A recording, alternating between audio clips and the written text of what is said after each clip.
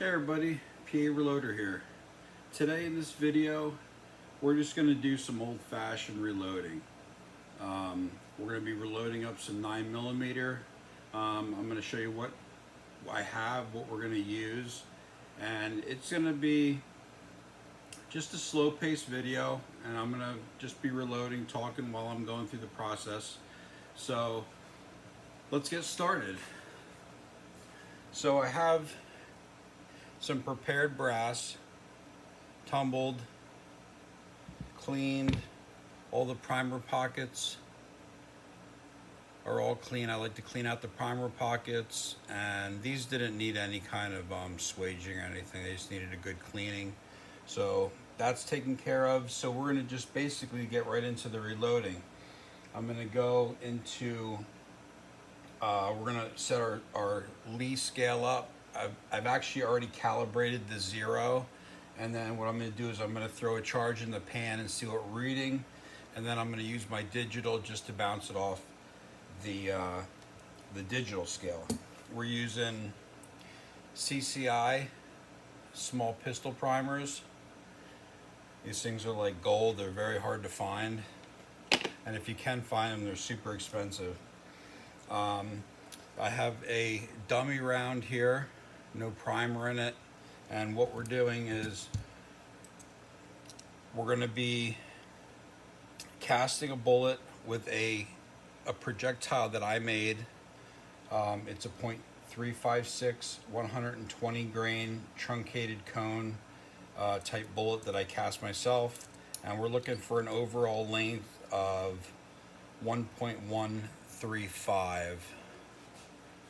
See that. All right, so let's throw some powder. I'm using Hodgins Tight Group.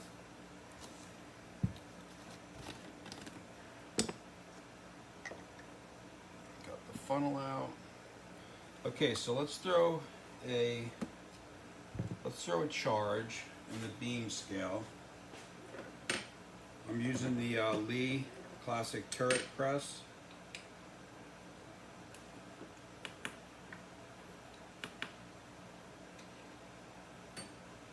I really like that turret press. It works very well. Okay, we're going to pour that charge into the pan.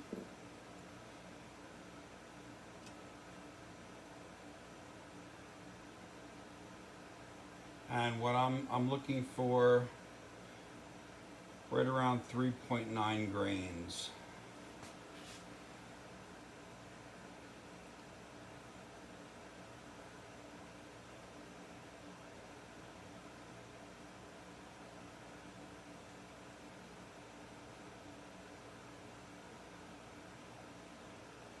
And that looks pretty good. So let's get our digital out.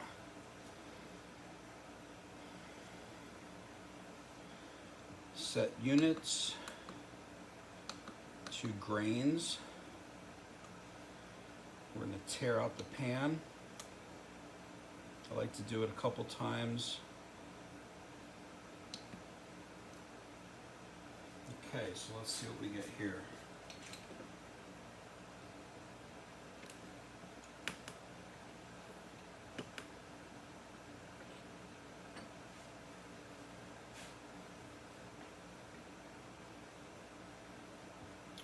.9 grains.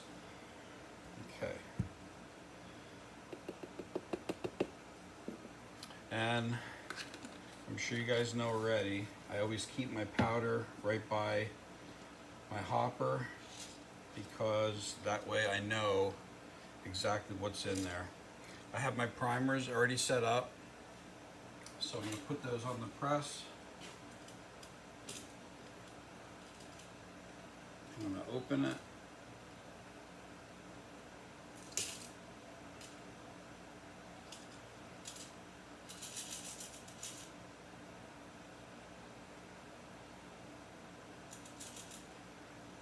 Okay. I do really like this primer feed. Sometimes it can be a little finicky, but for the most part, it's very reliable. Today what we're going to be using also is 9mm size to .356, and these are powder coated in the Ford Light Blue.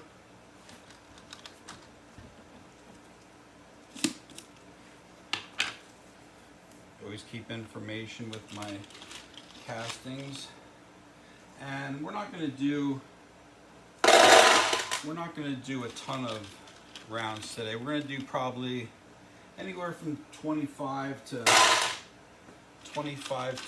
maybe 35 rounds. Like I said, it's just going to be more of a relaxing video, kind of watching what I'm doing, but sharing a little information with you guys along the way. Okay, so that's that. And then what we're going to do is we're going to take our casings, I'm going to put them in here.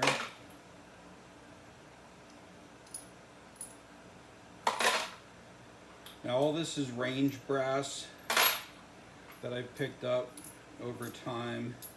I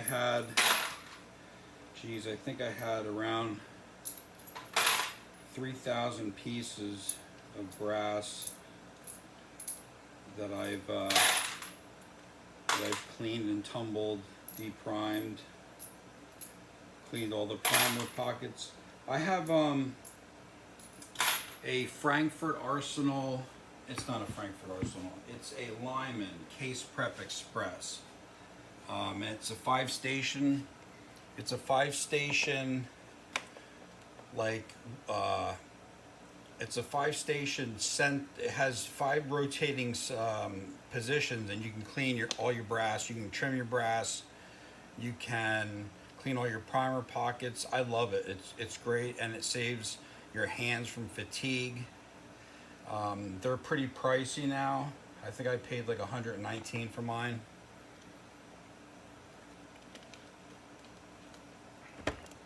I think they're up around $200 now. So it's unfortunate, but it's what it is. Okay, so we have our charges. We've got our dial calipers. I have my case length gauge, and I check every case that comes out off the press. So that's just something I do. So let's get started. Get this guy rotating. There's another thing that I like to do that's probably not necessary, but I'm in station 1. This is the resizing. I like to go into this die, and then I'll turn the casing about 3 times. Primer's in. Primer seated. Case flare.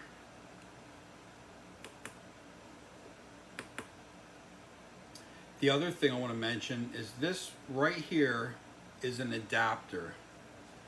And I have an adapter right here. It's called the Perfect Adapter. And what you can do is these bottles that you get from Lee, there's 2 O-rings on this, and this goes right into your powder through expanding die. So you don't have to charge off the press. This allows you to charge right on the press, and it saves a lot of time. So I did a video on those also. So our powder's in. I'm visualizing the powder. Projectile is in. And the crimp. And I just crimp these very lightly. Let's see what our overall length is.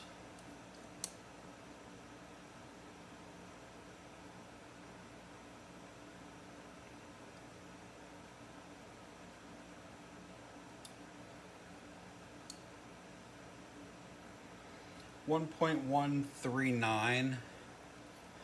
So I'm happy with that.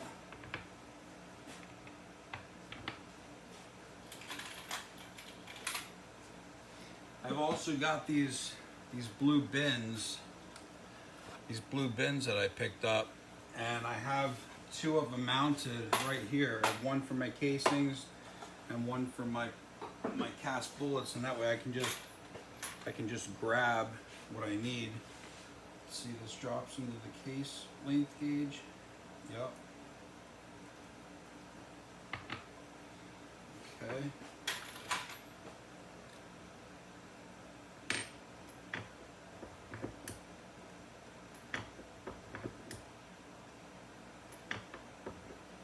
Prime.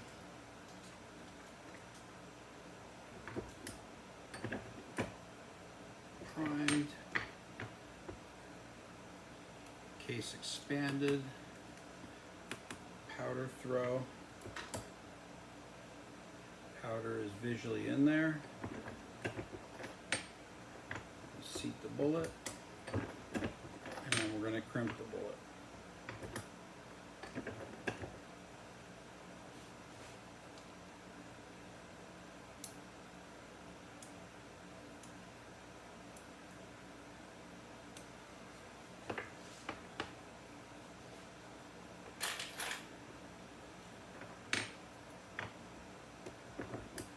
All in all, this is just very relaxing for me. I enjoy it. If I didn't, why do it? Primer's in. Case is flared. And I always give the powder thrower 2 taps up, 2 taps down. Powder is in there.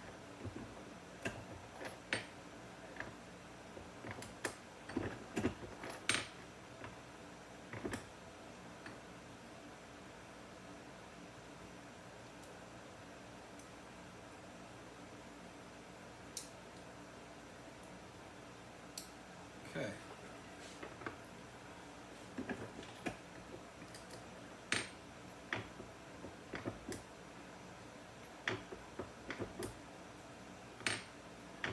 The number of subscribers to my channel is growing pretty quick, and I just want to thank all you guys who do subscribe to my channel, and I really appreciate that. I look forward to putting out content like this and other stuff, like camping stuff, bushcrafting stuff. If you guys are familiar with my channel, you know what I have on there. If you're not familiar with my channel, please go check it out and see if there's anything that you like, the content that I'm putting out.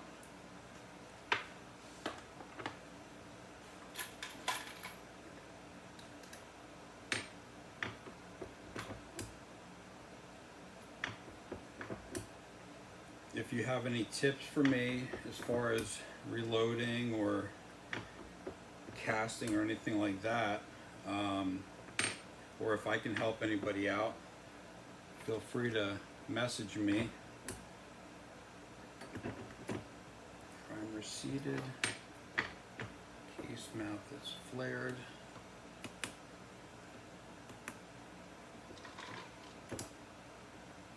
Powder is in the casing. It's always really important also to have good lighting when you're reloading. You always want to be able to make sure that you can see that there's powder, in the casing.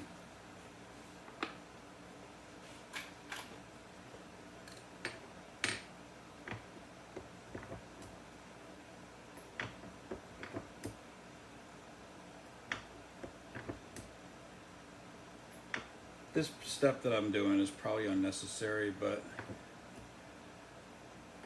I just feel that primer's in there, primer's seated, case is flared.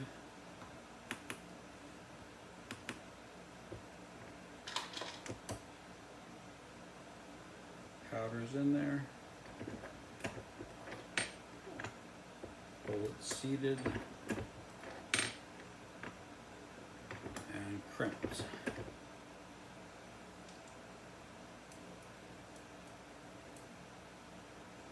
So what I like to do is, that was 6 rounds that I did.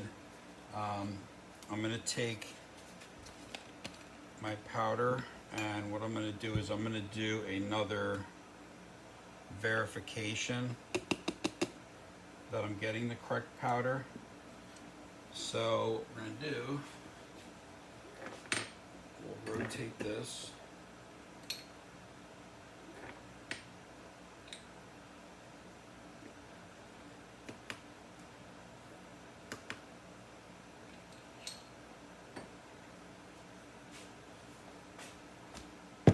Pour this powder into the beam scale pan.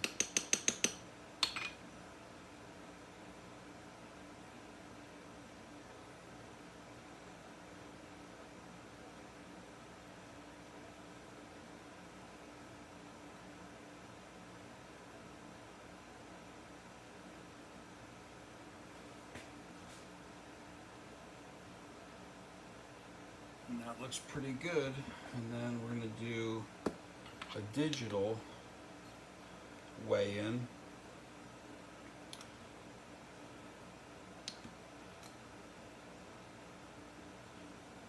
Tear out the pan.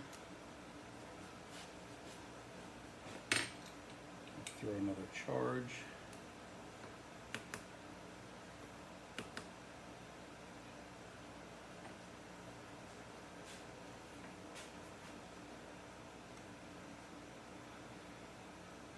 .9 grains. That's exactly what I wanted. Now again, I have my own recipe and my load data, so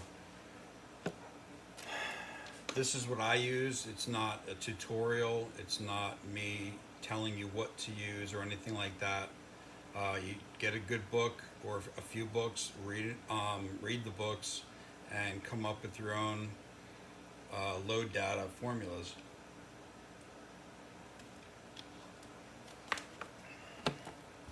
And we'll check this last one for length.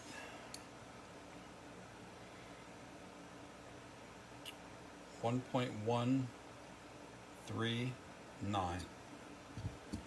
So we're consistent.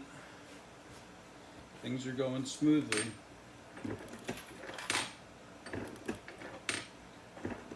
Get back to the resizing die.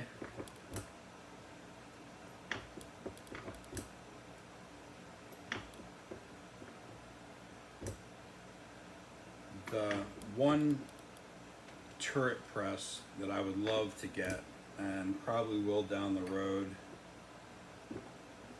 is the Lyman, the T8 press.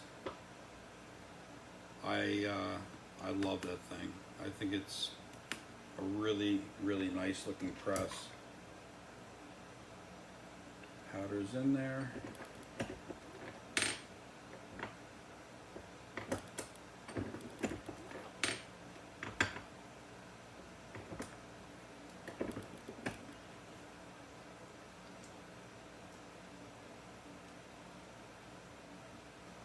Okay.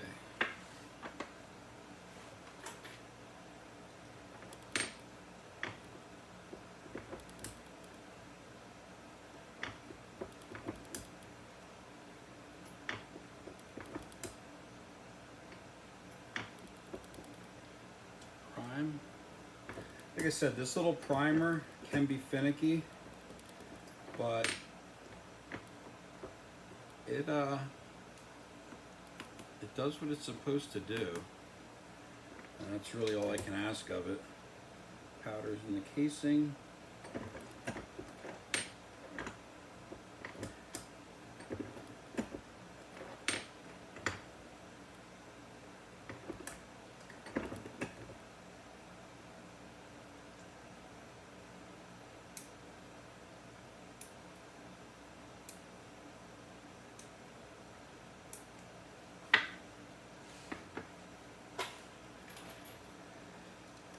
there's a bolt that holds this bracket on for this for the prime feed, and what I did was I left that bolt loose and I brought the die up into the resizing station, and then what I did was I advanced this forward so it would seat the primer right over the little primer cup in the primer arm, and then I tightened the bolt down and it aligned it perfectly. So I've had really no complaints with it so far. Powder's in.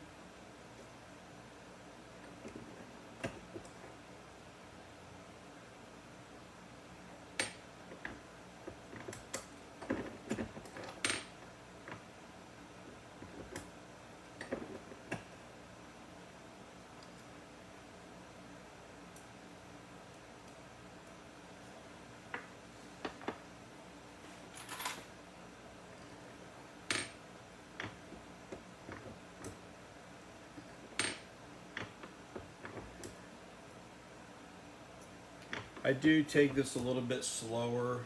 I know that you can, Lee claims that you can crank out about 250 rounds in an hour.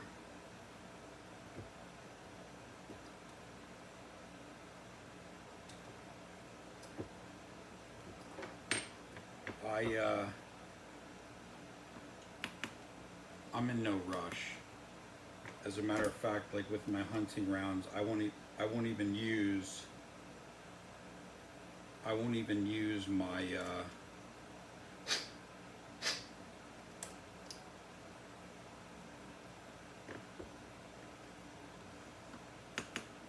even use my turret press. I'm just going to use my single stage.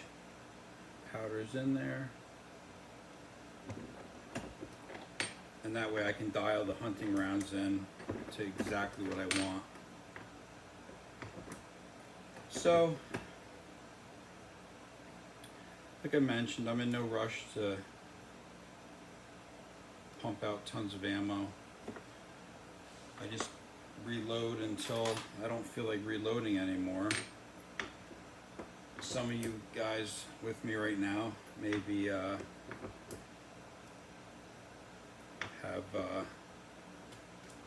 exited the video, and you saw enough of other people that are hanging with me. I appreciate it. Like I said, this is not a tutorial or anything. It's just a video that I figured I would make.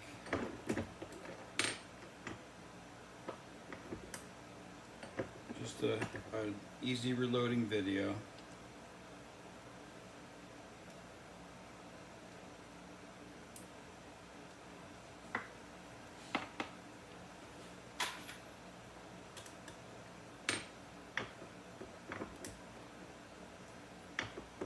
And like I said, I turn this 3 or 4 times. Don't know that it's necessary.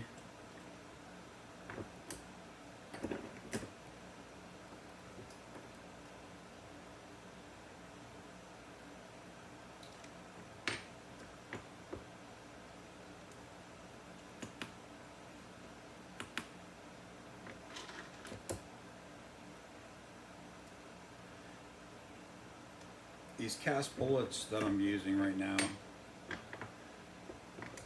they're from Wheel Weights. I have a tire shop that they collect all the wheel weights, and I'll go there, and they charge me $10 for a 5-gallon bucket. I think that's fair.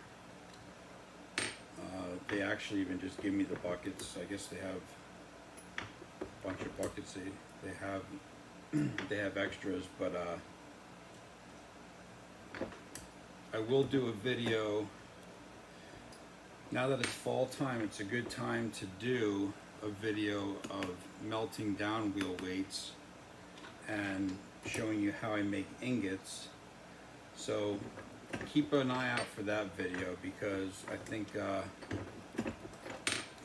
one will be coming out soon with the weather the way it is.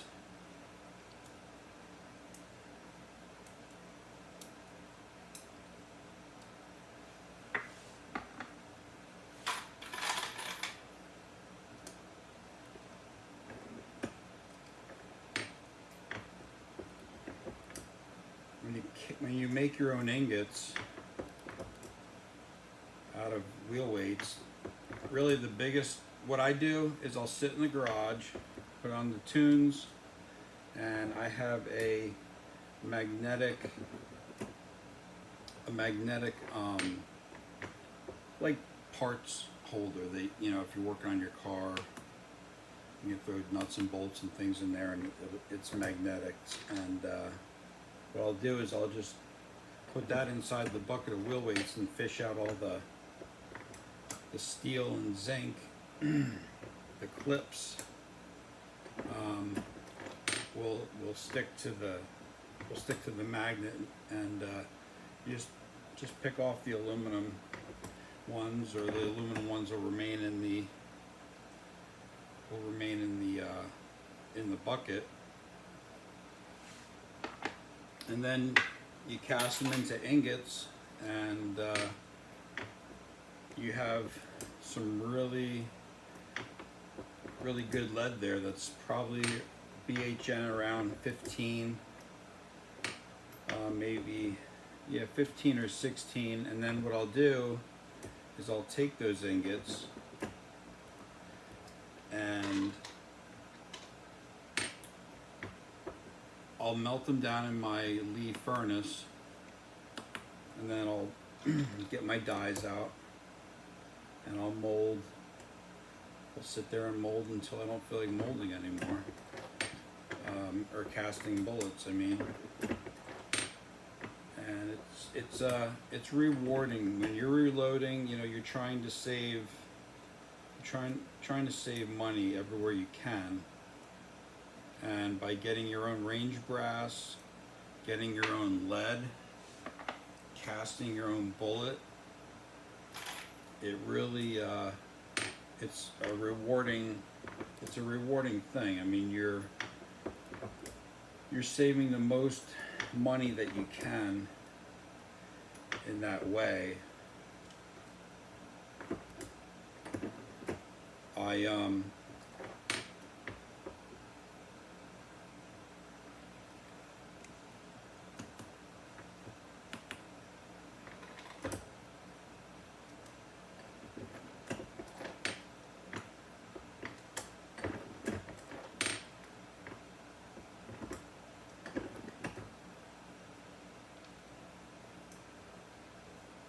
I've saved a lot of money, and I've made a lot of ammo, and I really enjoy it. And especially, like, I was a little leery getting into casting. It was just another step, another expense, but I'll tell you what, I used the Lee molds, and I was actually surprised. I was searching for a 358 mold because I want to start casting for a 38 and 357, and you can't go wrong with the Lee dies, or not the Lee dies, but the Lee molds, because they were like 22 bucks and they came with the handles for the double cavity. I just looked the other day. They're up to, I think it was $44. I was shocked to see that they doubled in price. I mean, I know things are going up in price. Everything's going up in price. Food, gas, just every single thing. It just makes me sick. My utility bills, just everything. But I was shocked to see that that die now is, and it's not just that one. It's all their two cavity dies are in the $40 range now. I do think that Midway, I think Midway had them for somewhere in the $30 range, which I guess for what you're getting isn't terrible. And Midway does offer free shipping, I think over $49.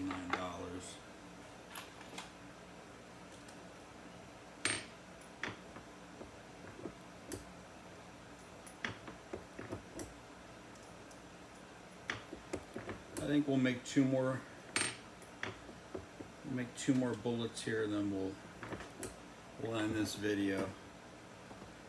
I appreciate you guys hanging out with me. Hopefully I didn't talk too much or talk too little. Powder's in there. Bullet's seated. Bullet's crimped.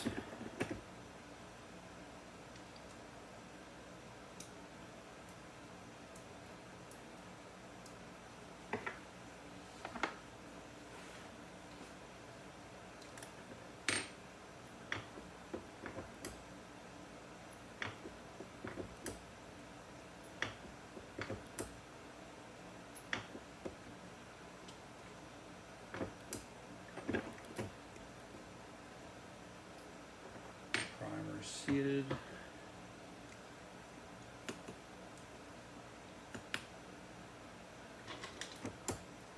Visually see the powder. Bullets in there. Bullets seated. Bullets crimped.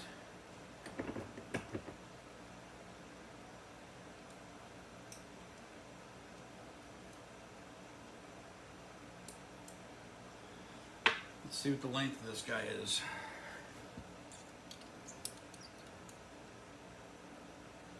.139. I don't know if you guys can see that or not. Okay, so 20 rounds that are completed. Thanks for hanging out with me. I've been wanting to do a video like this for a while, just a nice relaxing video, just kind of going over what I use, and that's about it. I thank you again for hanging out with me, and you guys have a great one.